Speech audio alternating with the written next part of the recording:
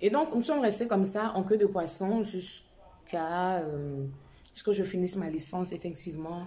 En 2012, en 2009, j'ai été déjà maman. Et mon enfant n'a pas fait long feu avec moi, c'est une fille. Et c'était pendant que je passais le bac. Et donc, on va dire en 2019, non, pas 2019, autant pour moi, en deuxième année. Donc, je fais la première année en 2011, 2012, la deuxième année, année scolaire 2011-2012, 1 an, 2012-2013, 2 ans. Pour une licence, c'est 3 ans. Et là, je tombe enceinte au cours de ma deuxième année, c'est dans les vacances de ma deuxième année. Pour prendre la troisième année, je tombe enceinte. Et ce qui est bon avec ce genre d'école, les EPN, d'accord, c'est étatique en fait. Donc, je peux faire un report d'année. Ah, je ne pourrais pas venir cette année parce que voilà.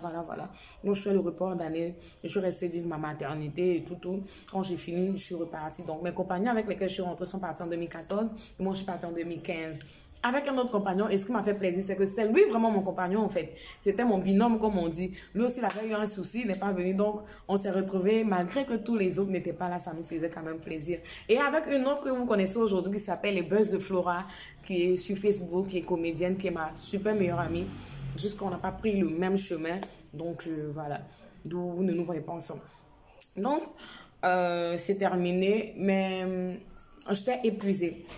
J'étais une jeune femme épuisée entre la maternité, entre la pression des parents de ne pas faire cette école-là et tout, que j'ai pu faire malgré tous ces palabres, que j'ai pu faire malgré le nombre de fois qu'on m'ait jeté mes bagages dehors, que j'ai pu faire malgré tout.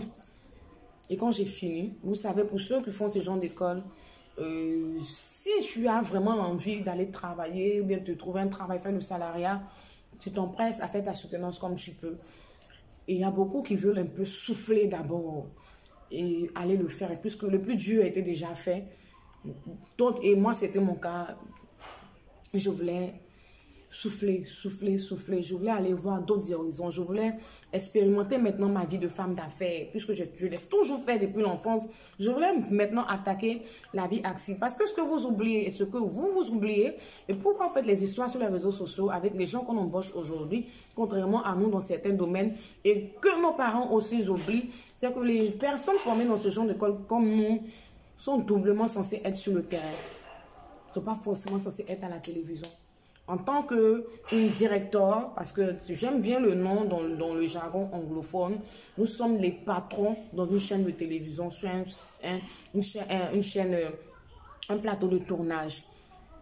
Même moi, en tant que directeur, réalisatrice cinéma TV, je ne suis pas obligée de travailler à la télévision. La preuve en est que vous avez vu, je fais mes vidéos, je fais mes trucs. Quand je fais mes émissions, on sent que c'est quelqu'un qui a fait l'audiovisuel.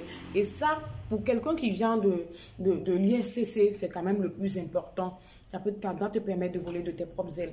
Mes créas, mes tout, c'est moi qui donne la directivité à mon équipe de ça, je veux ça, je veux ça, et ils exécutent. Pas parce que c'est une question d'argent, mais dans l'audiovisuel, c'est une question de hiérarchie et de certaines études que moi j'ai fait et de certains codes que nous, on a en tant que patrons qui n'ont pas, de certaines connotations.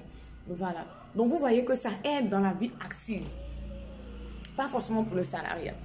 Et là, maintenant, on m'attaque avec le volet soutenance. Ah, bah oui! Tu as voulu, et ceci, tu ne veux pas soutenir. Et toujours, elle a dit clairement, je veux souffler. Je veux souffler, je fais ma soutenance quand je veux. Et pour vous dire, jusqu'à présent, je ne l'ai pas encore fait. Tous les éléments sont réunis et je me connais très bien. Je suis quelqu'un, je suis comme ça, je me connais très bien. Je sais que le moment n'est pas encore arrivé. Parce que quand je vais le faire, il y aura quelque chose de nouveau. Qui sera même pas peut-être en rapport avec le coaching. Mais c'est personnel. Et donc, après les attaques ont changé de camp. Oh non, on a payé, tu as lutté, il faut faire. Mais elle, encore c'était pourquoi? C'était pour que je puisse aller déposer mes dossiers dans les bureaux et travailler. Mais si vous avez compris depuis le début, Ténè Ouattara n'est pas une femme. Vous aurez, je vous dis en parenthèse, vous aurez des enfants comme ça parmi vos enfants. Il n'est pas une femme, pas qu'elle ne veut pas être commandée, mais n'est pas une femme qui est censée... Qui a le charisme, qui peut, parce que toutes les fois, on va arriver à ma carrière professionnelle, parce que j'en ai fait quand même, dans le salariat, on peut, et qu'on arrive, on aime tellement raser les murs, on aime tellement s'imposer, on aime tellement avoir de bons résultats, qu'on est même super en entreprise. Il y a même temps peut être désagréable dans le même canevas. Pourquoi? Parce que notre instinct de chasseur nous ramène toujours à la réalité. Et donc, elle voulait que je le fasse. Bon, on lui a fait comprendre que c'est pas avec ou sans ça, je peux déjà travailler et tout, vu le truc de l'école et tout. Et c'est ce qui a été, j'ai pu avoir mon premier boulot la même année à ma sortie de l'université. En 2015, j'ai eu mon même boulot dans les mêmes vacances. Donc, je ne me suis même pas bien reposée.